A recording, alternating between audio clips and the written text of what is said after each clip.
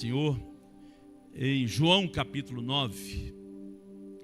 João capítulo 9. Nós louvamos a Deus, né? Ontem tivemos uma participação boa, poucas coisas sobraram e tivemos aí, conforme eu disse, um empenho, não apenas com mão de obra, mas também com doações em espécie, doações em material, né? Nós buscamos alguns como é que fala lá, tipo os caldeirões, né? E outras coisas mais nas casas, né? Fogão. Fui lá em Lagoa Santa buscar lá uma chapa, né? E graças a Deus deu tudo certo. E nós louvamos ao Senhor, né, pelo empenho de todos. Que coisa maravilhosa, né? A gente trabalhar conjuntamente, entendendo que juntos nós somos mais fortes. Você pode falar isso com o irmão que está ao seu lado, que assim, meu irmão, juntos nós somos mais fortes. É bíblico, né? O cordão de 3 obras não vai se arrebentar fácil, é forte, né? E nós louvamos ao Senhor. Amados, o tema da mensagem é extraído do próprio texto que nós escolhemos aqui para essa noite. João capítulo 9. João capítulo 9. Nós vamos ler apenas um versículo, mas vamos trazer alguns ensinamentos práticos para as nossas vidas. E o versículo áureo é o versículo 25. Então, João capítulo 9, leremos apenas o versículo 25. Depois nós vamos situar aqueles que não conhecem essa história do que estava acontecendo aqui. Amém? Quem encontrou, diga amém. Amém. Diz assim a palavra, versículo 25. Respondeu ele quem? O cego, aquele que era cego, né? Respondeu ele, pois, e disse: se é pecador, não sei, porque ele estava dizendo que Jesus era pecador, né? No versículo 24 você vai perceber que eles chamaram ali, pois, pela segunda vez o homem que tinha sido cego e disseram-lhe: dá glória a Deus. Falsidade pura, né? Só hipocrisia. Nós sabemos que esse homem é pecador. E aí ele vai refutar, dizendo: respondeu ele, pois, e disse: se é pecador, não sei. Uma coisa eu sei, e é que, havendo eu sido cego, agora vejo. Sabe o que você pode ler comigo? Diga comigo assim: se é pecador, não sei. Uma coisa sei, e é que, havendo eu sido cego, agora vejo. Aleluia. Veja que em relação à identidade de Jesus, esse moço ainda não estava muito inteirado. Por isso que ele está dizendo assim: se ele é pecador, eu não sei, mas uma coisa eu sei, eu era cego e agora eu vejo. Que Deus possa falar no nosso coração, amém? Diga assim: seu Deus, fala no nosso coração nessa noite, em nome de Jesus. Amados, nós sabemos que Jesus ele veio para alcançar as pessoas. É muito importante, né, nós observarmos que Jesus ele falou assim: a minha comida, a minha bebida é fazer o quê? A vontade daquele que me enviou. Então ele veio para fazer a vontade de Deus, e dentro desse aspecto da vontade de Deus, nós sabemos que Jesus ele ora ia onde estava o problema, e ora os problemas vinham até Jesus. É muito importante nós percebemos essa dualidade. Repito, ora Jesus ele ia até onde estava o problema, e ora os problemas chegavam até Jesus.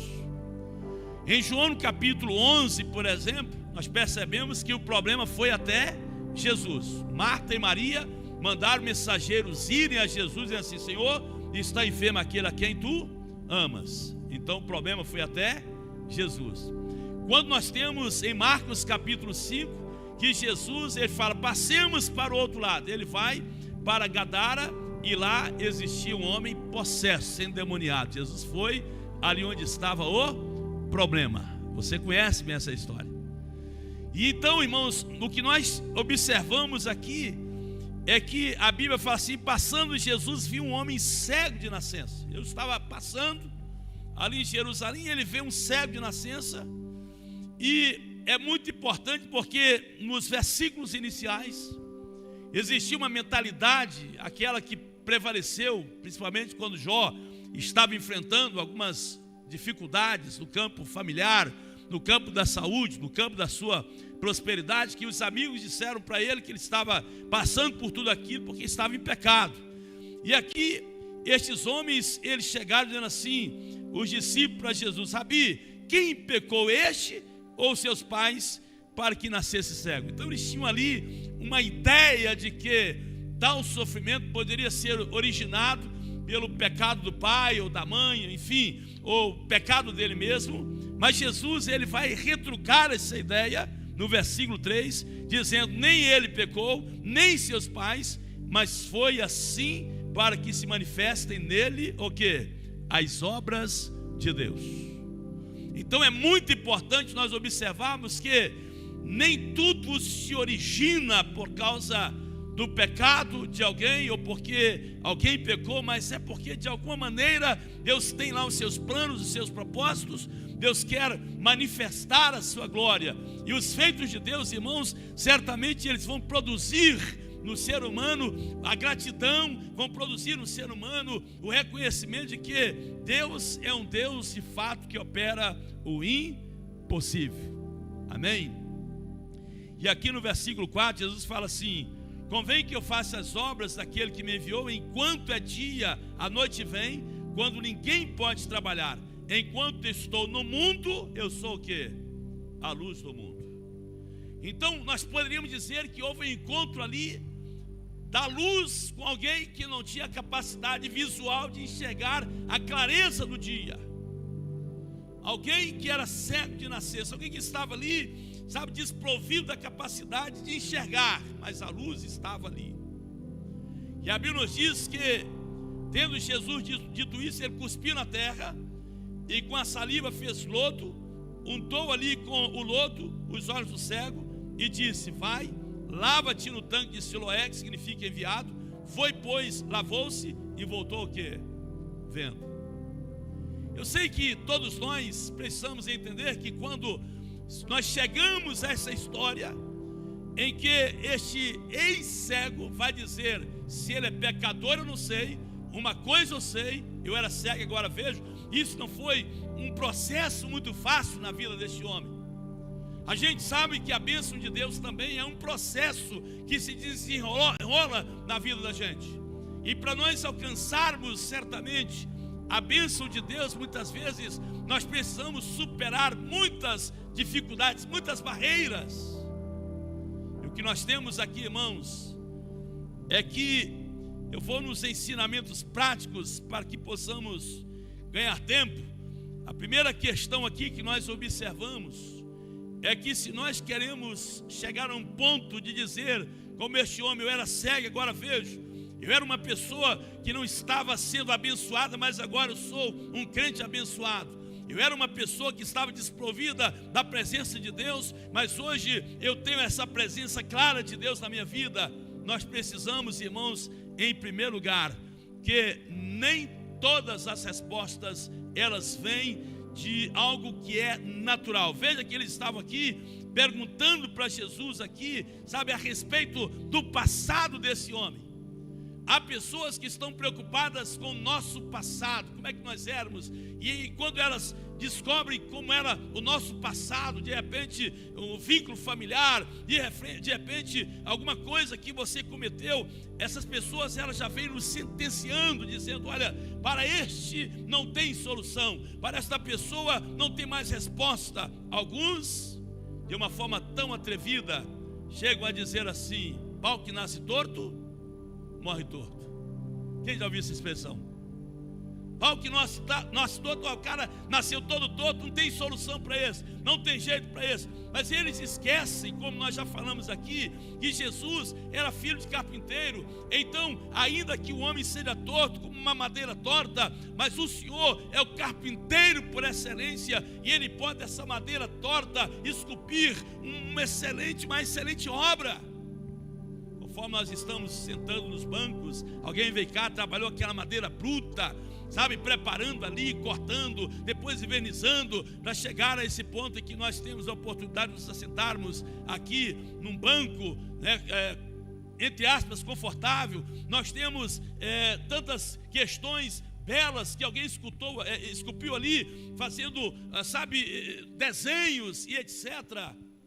São aqueles artesãos, né, que trabalham com a madeira, né, produz ali, pega material bruto e produz ali coisas belíssimas. O Senhor nosso Deus em Cristo Jesus, irmãos, Ele é perito em transformar circunstâncias.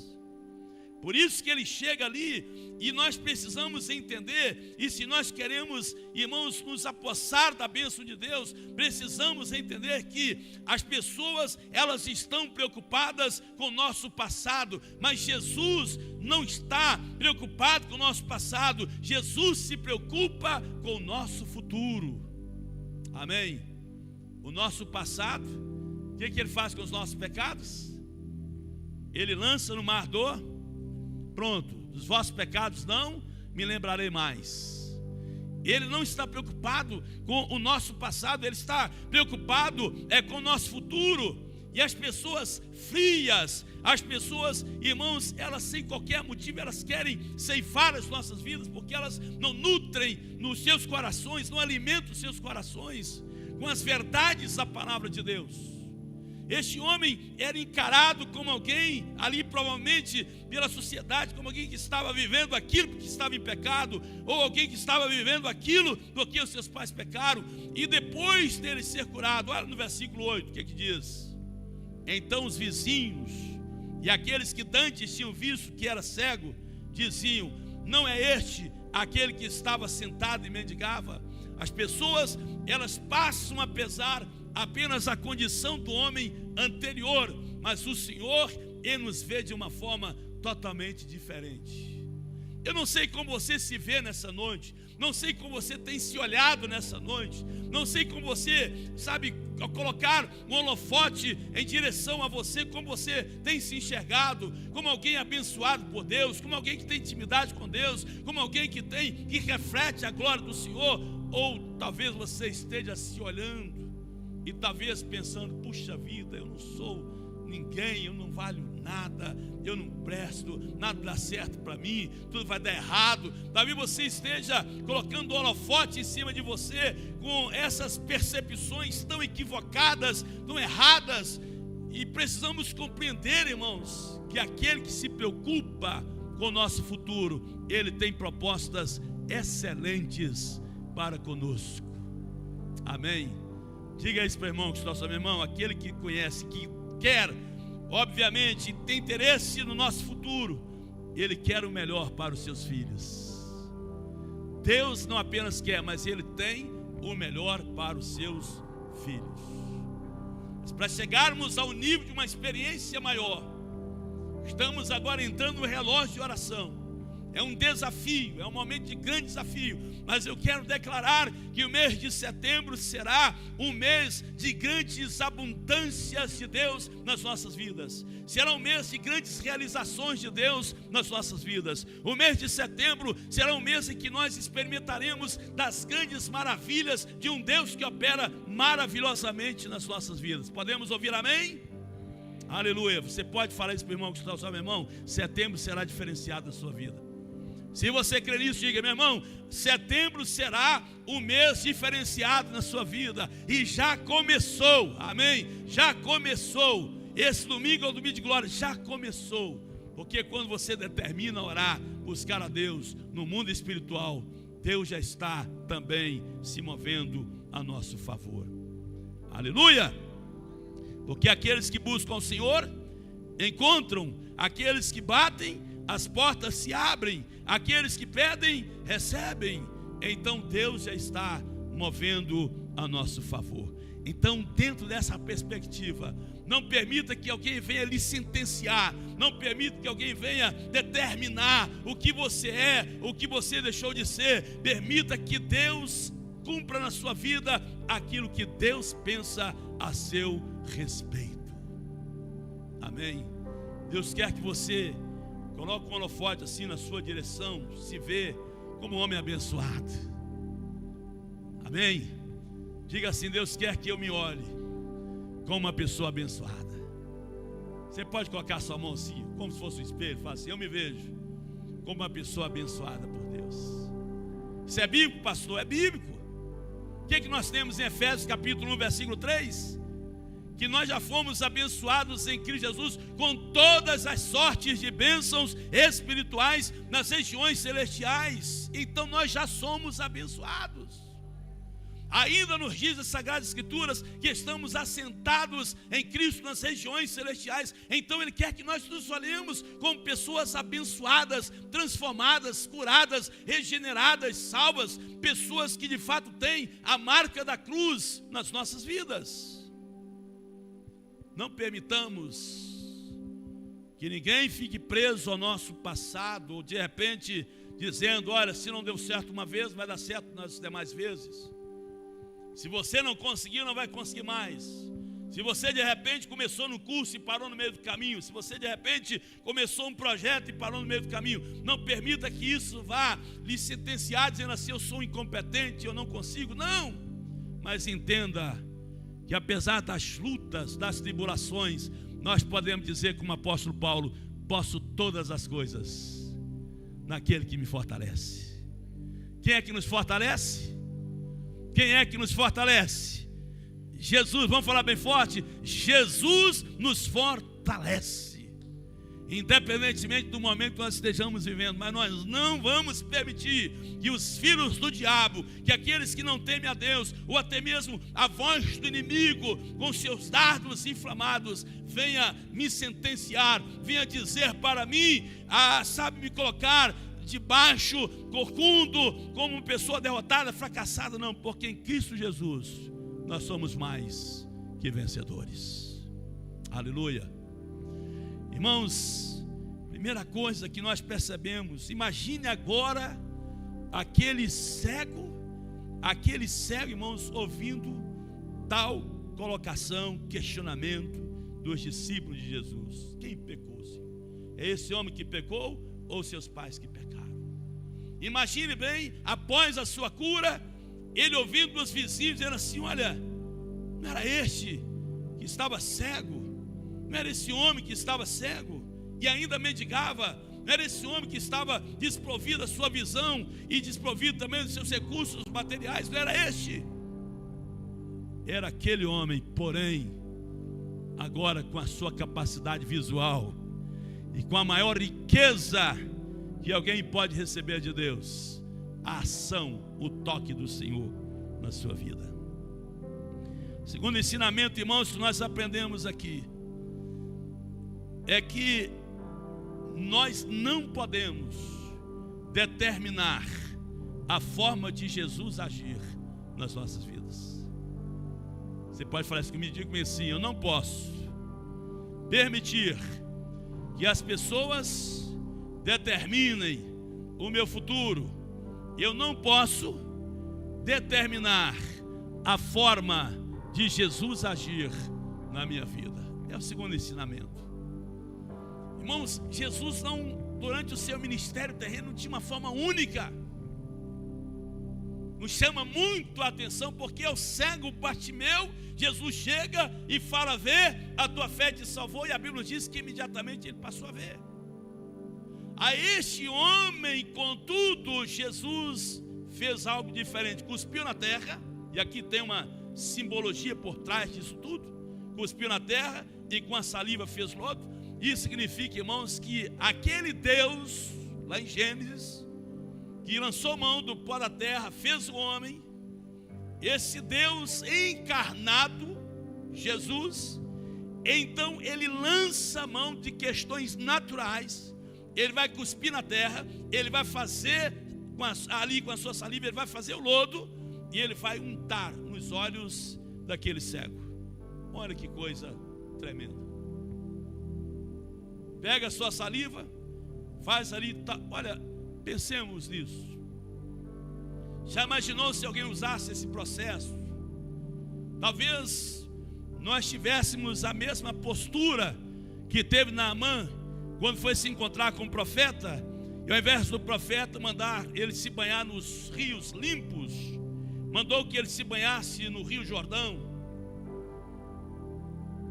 Talvez nós tivéssemos a mesma postura de Naamã, dizendo assim: mas porventura não existia lá outros rios, porque nós vamos ter que mergulhar nessa água suja? Senhor, não tem outra forma, o Senhor tem que cuspir, untar ali. Graças a Deus que não era época de pandemia naquele período, né? Mas Jesus, ele vai cuspir ali. Ele vai, naquele momento, untar, fazer lodo, untar nos olhos daquele cego. E ele vai dizer: vai, lava-te no tanque de Siloé, que significa o quê? O enviado. Quem é o enviado de Deus para restaurar a vida do homem? O tanque de Siloé, uma representação de que Jesus era o enviado de Deus. Foi, lavou-se e voltou vendo. Irmãos, esse tanque de Siloé, só para vocês terem uma ideia, nós temos uma ideia. Nós sabemos que, se você pegar aí qualquer pesquisazinha, vai mostrar, teria, alguns dizem que um tanque com 17 metros de comprimento, mais 7 metros de largura e mais ou menos 5 a 7 metros de profundidade. Sendo que na sua profundidade, ele vai sendo cercado ali por uma escada, né, feita ali, e a pessoa tinha que descer lá. Nós não sabemos, obviamente, se alguém ajudou esse cego, ou se ele foi com as suas próprias dificuldades e conseguiu entrar lá naquele poço de Siloé. Mas o fato é, né, que a Bíblia nos diz que Jesus usou um método aqui, que não é um método convencional, não era um método que talvez alguém estivesse acostumado. O que nós queremos dizer, irmãos, é que nós não podemos, de repente colocar Deus numa caixa de sapato. Precisamos entender que o Senhor, ele faz aquilo que lhe aprouver. Amém? Diga-me assim: o Senhor, ele faz o que lhe aprouver. Quer seja dizendo: vê, a tua fé te salvou, ou então lançando um método como este, cuspir, fazer lodo e untar os olhos dos cegos. O que nós precisamos, irmãos, estar dispostos a abrirmos mão das nossas convicções religiosas, porque a religião, ela mata. Por isso que Jesus confrontou alguns homens do seu período, assim: vós invalidais a palavra pela vossa tradição. E às vezes nós, religiosamente falando, temos as nossas convicções e achamos que tem que ser só do jeito que nós pensamos. Não, irmãos, a bênção de Deus nos alcança em todo e qualquer lugar em que nós estejamos. Talvez tomando o seu banho, talvez deitado, talvez andando, talvez no leito, talvez em viagem. De qualquer maneira e de todos os lados, nós precisamos entender que Deus é aquele que nos abençoou. De repente Deus pode vir. É o que aconteceu com esse moço. De repente Jesus aparece no cenário da vida daquele homem, e ele, sendo esse Deus todo-poderoso, fez com que algo acontecesse ali. O que eu quero dizer para vocês é que, como Jesus faz aquilo que ele tem para fazer, e da maneira que ele tem para fazer, se for necessário, ele quebra paradigmas para nos abençoar. Amém? Pastor, mas Jesus quebra paradigma. O que é um paradigma? É aquela coisa estabelecida ali, ó. Tem anos, está ali, ó. Lembra da mulher samaritana? A Bíblia nos diz em João capítulo 4 que os judeus não se comunicavam com os samaritanos, mas Jesus, enquanto os discípulos foram pegar comida, ele vai até o poço de Jacó, ele encontra ali uma mulher e ele quebra um paradigma, cultural, um paradigma religioso presente ali, e ele alcança uma mulher que se tornou uma grande missionária a alcançar os samaritanos para Jesus, porque ele é perito em fazer isso. Amém? Senhor, o Senhor vai agir dessa maneira? Não, talvez seja. Senhor, o Senhor vai fazer? Não, talvez seja, mas talvez não seja.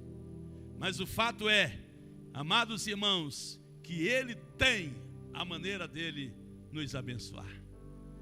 E ele não nos desampara. Ele não nos deixa a mercê das circunstâncias. Ele chega, faz algo inédito naquele momento, como sendo o Senhor absoluto das questões naturais, e como sendo o enviado de Deus, ele chega e ele vai untar nos olhos daquele cego. E aquele cego, então, passou a ver. Aleluia! Irmãos, esse é um segundo ponto. Terceiro e último ponto, irmãos, que eu gostaria de trazer para nós. Se encontra no versículo 7 ainda, quando Jesus fala assim: disse-lhe, vai e lava-te no tanque de Siloé.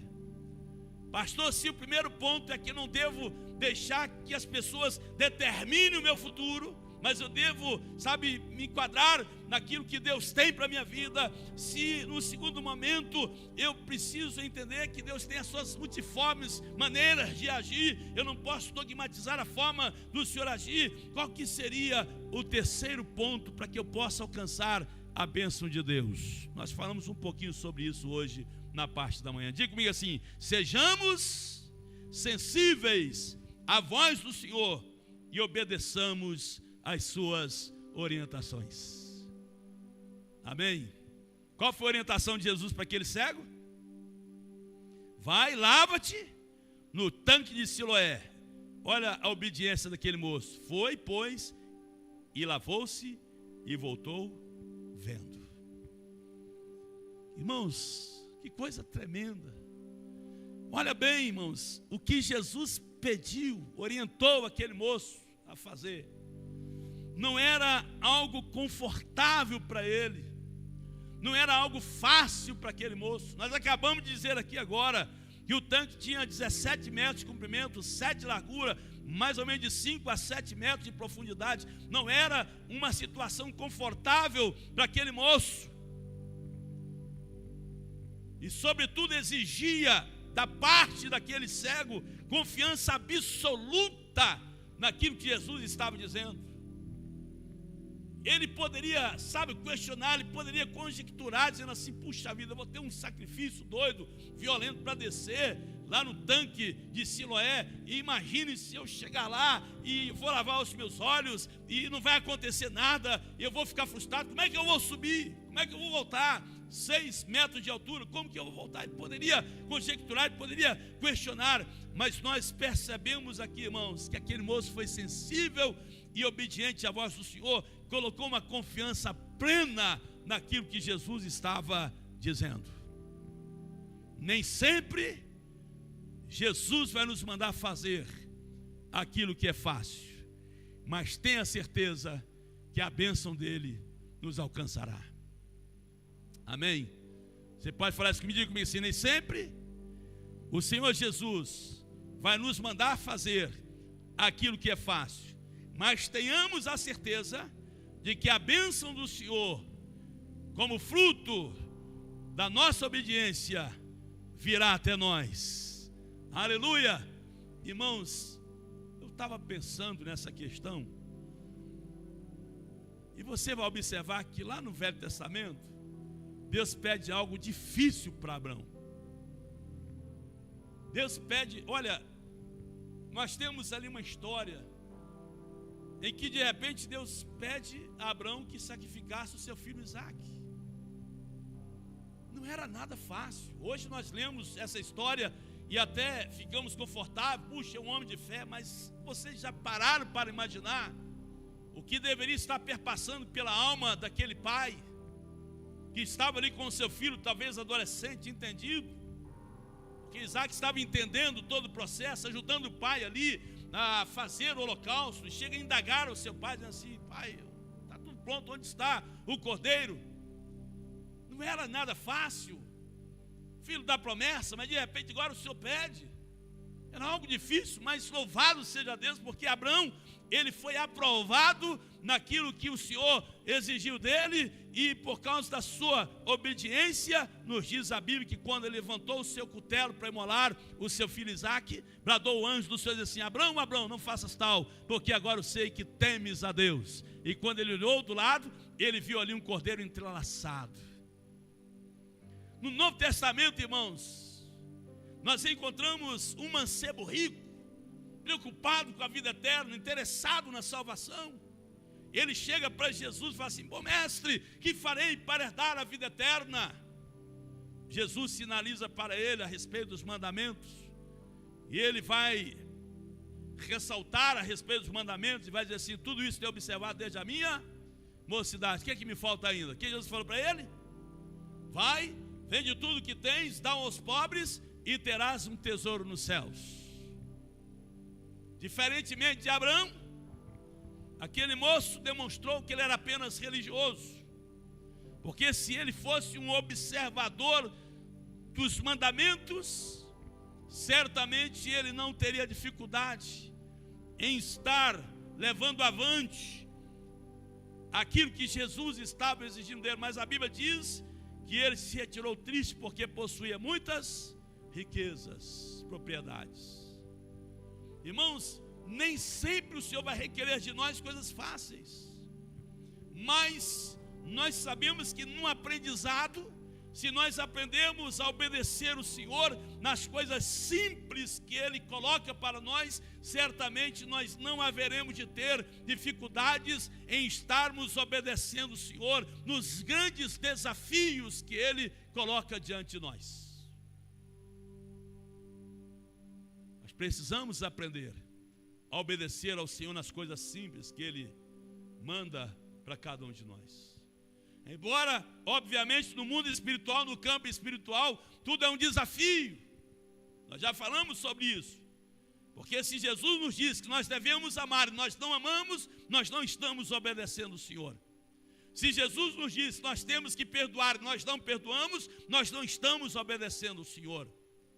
Se o Senhor nos diz que nós devemos ir e pregar o Evangelho e nós não pregamos o Evangelho, isso significa que nós não estamos obedecendo ao Senhor. Se o Senhor nos diz ir de fazer discípulos de todas as nações, batizando-os em nome do Pai, do Filho e do Espírito Santo, e nós não o fazemos, nós não estamos obedecendo ao Senhor.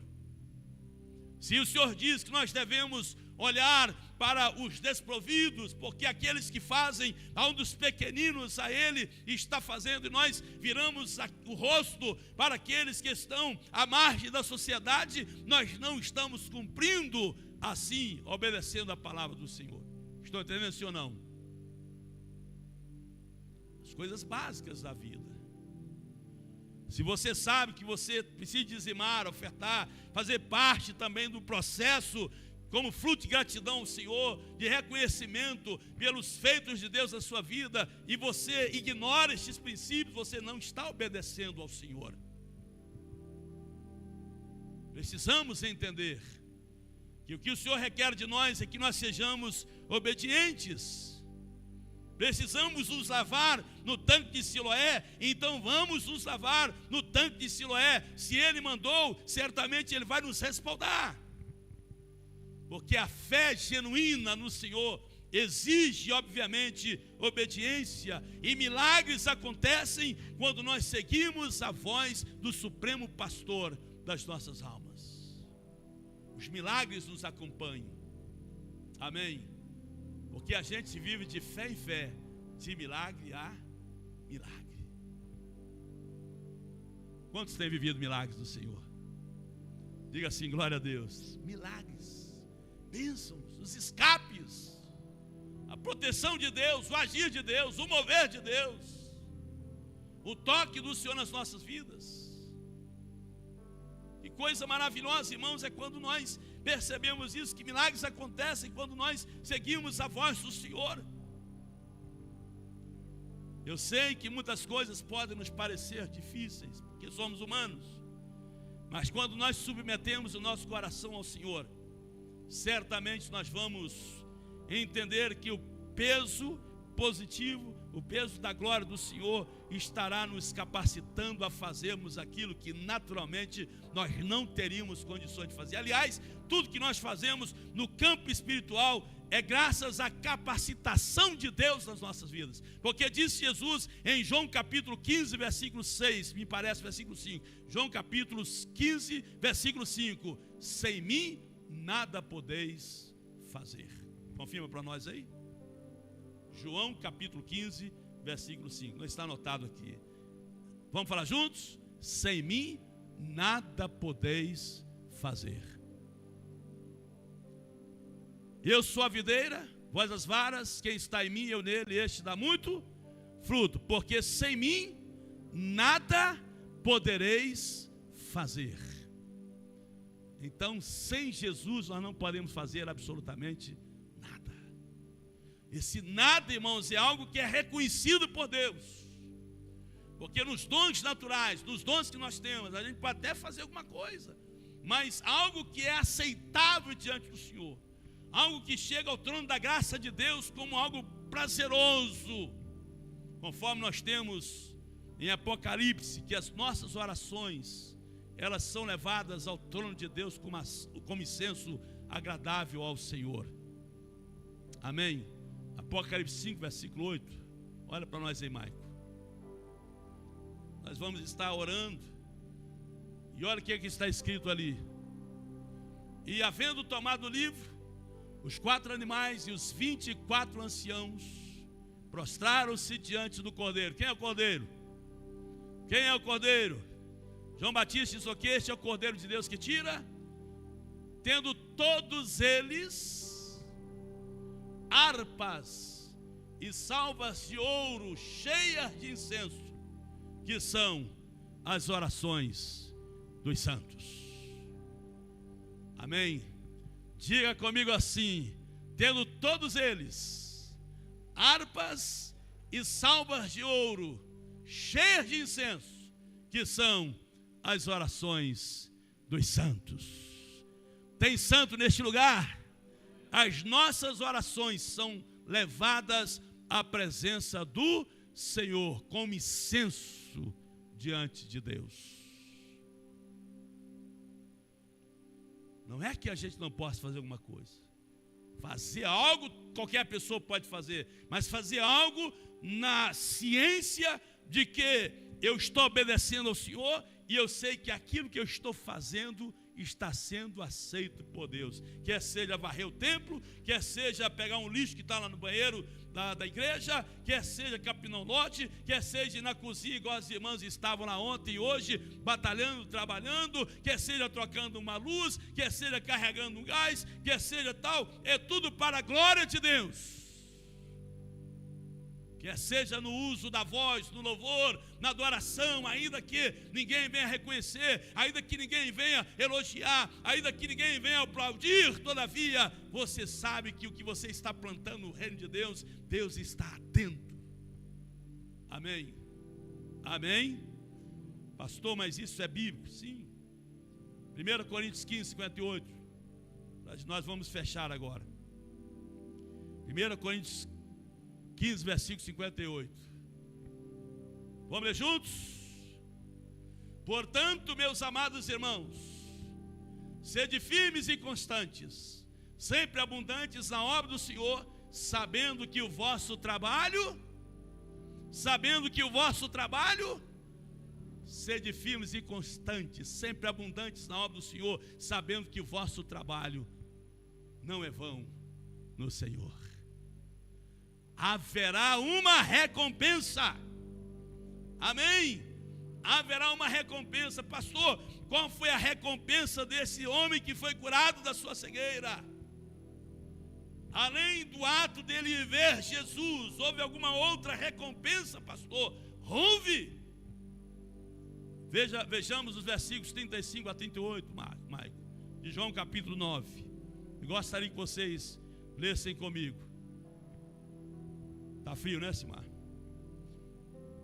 Alguém, por gentileza, né? Pode desligar aqui. Vamos ler juntos? Irmãos, tudo aquilo que aconteceu com aquele moço, irmãos, criou um reboliço naquela sociedade, naquele momento, porque os homens religiosos, tradicionais, eles não estavam admitindo tal cura.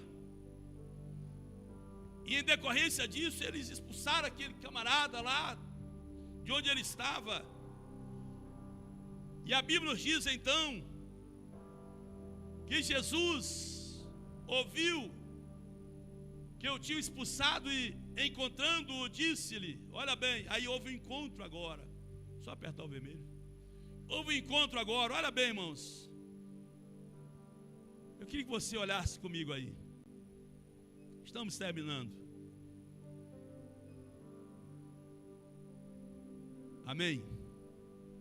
Jesus ouviu que o tinham expulsado e encontrando-o, disse-lhe. que Jesus disse a ele? Crês tu no Filho de Deus? Irmãos, se lembram que nós falamos que até então não estava muito certo a respeito da identidade de Jesus? Por isso que no versículo 25, 24, 25 fala assim: se ele é pecador, não sei, uma coisa eu sei, eu era cego, agora vejo. Até então era meio obscuro para ele. Mas Jesus chega e faz essa pergunta para ele: crês tu no Filho de Deus? E ele respondeu e disse: quem é ele, Senhor, para que eu nele creia? Irmãos, isso é maravilhoso. Crês tu no Filho de Deus? Olha, quem é ele, Senhor, para que eu nele creia? Jesus lhe disse: aleluia. Olha a grande revelação, irmãos. Tu já o tens visto, e é aquele que fala contigo. Aleluia. Ele não podia ver Jesus, estava cego. Mas depois que ele passou a ver, ele viu Jesus. E agora Jesus vai dizer a ele: tu já o tens visto, e aquele que fala contigo. Agora você está ouvindo a voz do Supremo Pastor das nossas almas. E ele disse: creio, Senhor.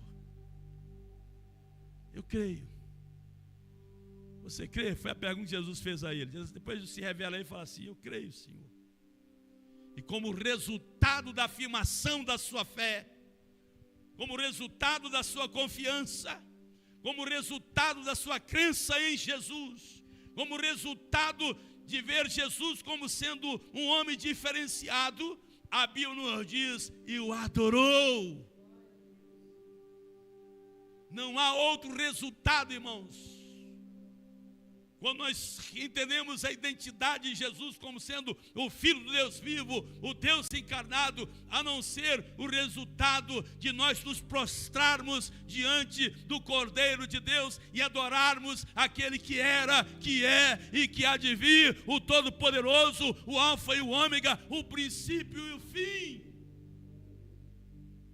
E nós somos chamados a esta adoração ao Senhor. Adorar é reconhecer que Jesus é absoluto nas nossas vidas. Adorar é reconhecer que sem Ele nós não podemos fazer absolutamente nada. Adorar é reconhecer que um dia Ele abriu os nossos olhos. Nós que estávamos cegos espiritualmente, Ele abriu os nossos olhos. Adorar a Jesus significa reconhecermos que Ele abriu os nossos olhos. Ele arrancou as escamas espirituais que estavam nos nossos olhos. Ele tirou toda a catarata, toda a miopia e descortinou diante de nós os céus, a glória, o reino de Deus, e descortinou diante de nós o propósito do Deus eterno. Adorar, irmão, significa entendemos que Jesus, Ele trouxe para nós um novo ato de existência, uma nova percepção da vida. Ele trouxe para nós, ressignificou a nossa existência, porque outrora nós estávamos mortos e perdidos, mas nós fomos alcançados por Ele. Hoje temos a vida eterna, temos o nosso nome escrito no livro da vida, temos a presença do Espírito Santo em nós, e temos a igreja como um povo lavado e remido no sangue de Jesus, como irmãos em Cristo Jesus. Amém. Adorar ao Senhor significa reconhecermos que Ele mudou a nossa história. Diga-me assim: adorar ao Senhor significa reconhecermos que Ele mudou a nossa história. Nos tirou das trevas e nos transportou para o reino da luz. Nos tirou da morte e nos trouxe vida. Nos tirou de um poço, de um lamaçal, e firmou os nossos pés na rocha. Nos tirou da morte espiritual e nos trouxe vida, e vida em abundância. Fique de pé no seu lugar nesse momento. Nós vamos orar ao Senhor. Aleluia. Eu era cego e agora vejo. Eu era cego e agora vejo.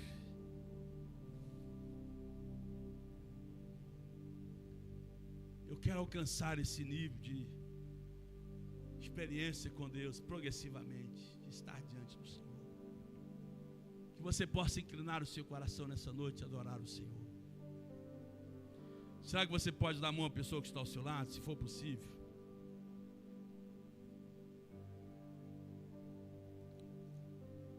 Você que está na sua casa nos ouvindo, Jesus que trouxe vista a este cego, é o mesmo que opera também na sua vida. É o mesmo que pode mudar a sua história. É o mesmo que pode te arrancar das trevas e te transportar para o reino da luz. Talvez você esteja perdido, desorientado. Talvez você esteja sem rumo na sua vida. Jesus, ele veio para planear os nossos caminhos. Ele veio para endireitar as nossas veredas.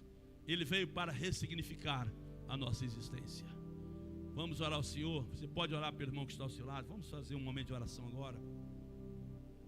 Que você estivesse orando. Pessoal do louvor, a penúltima canção, se possível, gostaria que nós cantássemos. Louvado seja Deus. Oh, aleluia. Louvado seja o nome do Senhor. Louvado seja o nome do Senhor. A pergunta ecoa nos nossos ouvidos nessa noite. Você crê no Filho de Deus? A pergunta continua presente nas nossas vidas. Que a sua resposta possa ser a mesma deste cego. Que você possa dizer: sim, Senhor, eu creio.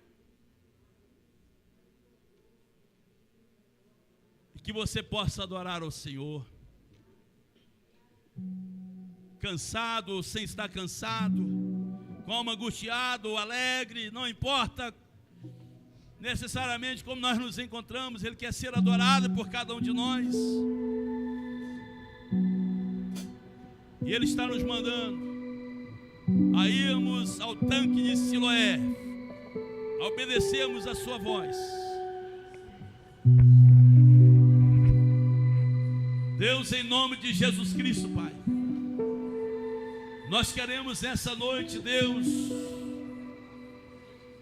e nós nos levantamos, ó Pai amado, contra qualquer sentença que alguém queira imputar sobre nós, Senhor.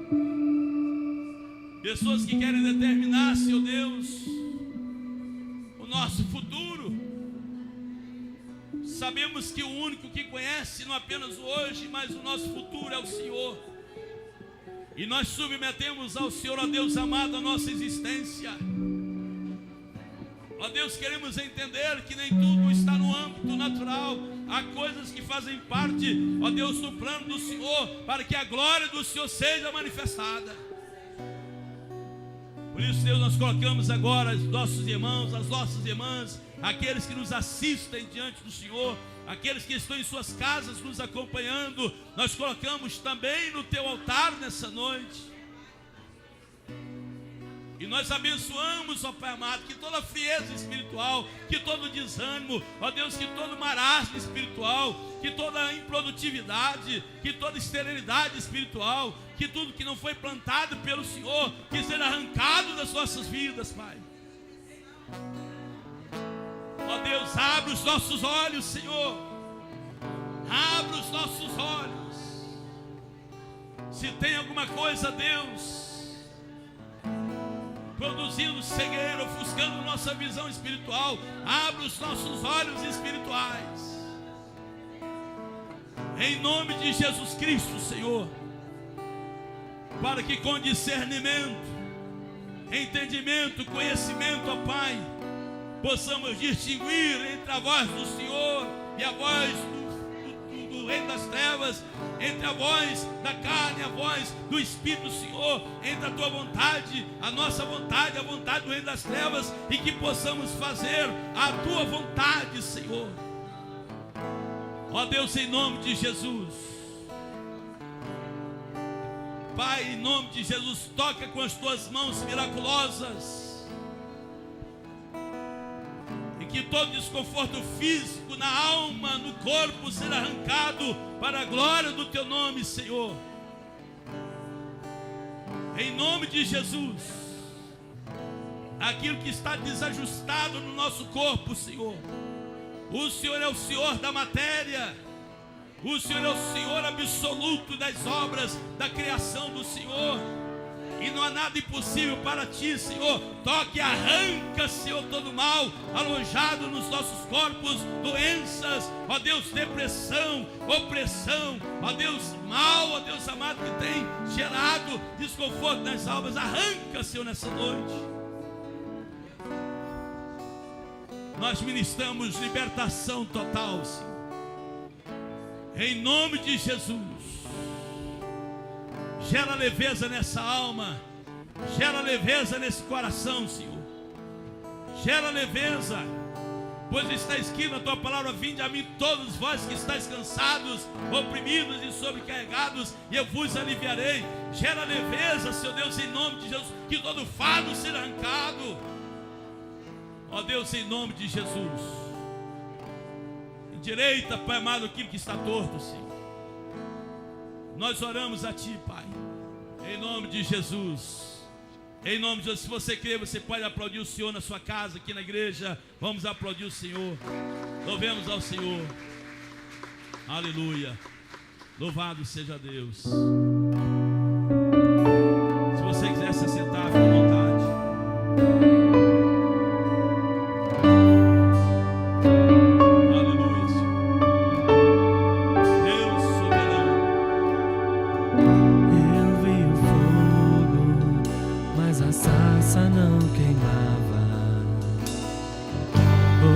Tua voz e tirei minha sandália. Que presença é essa? Eu não resisti. Que presença é essa? Me escondi de ti.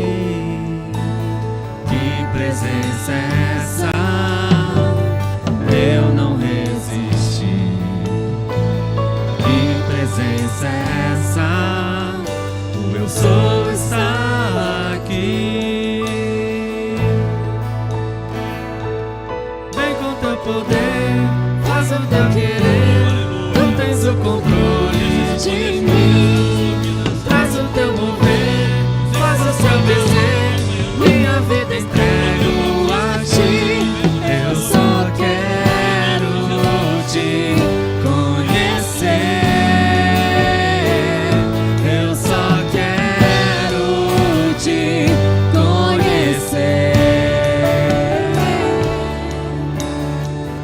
Presença é essa? Eu não resisti. Que presença é essa? Me escondi de ti. Que presença é essa? Eu não resisti. Que presença é essa? O eu sou está aqui. Teu poder, faz o teu querer. Tu tens o controle de mim. Faz o teu mover, faz o seu descer. Minha vida entrego a ti. Eu só quero te conhecer.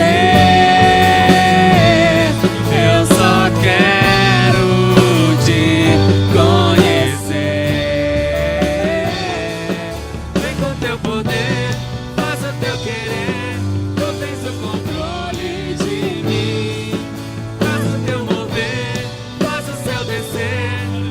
Vida entrego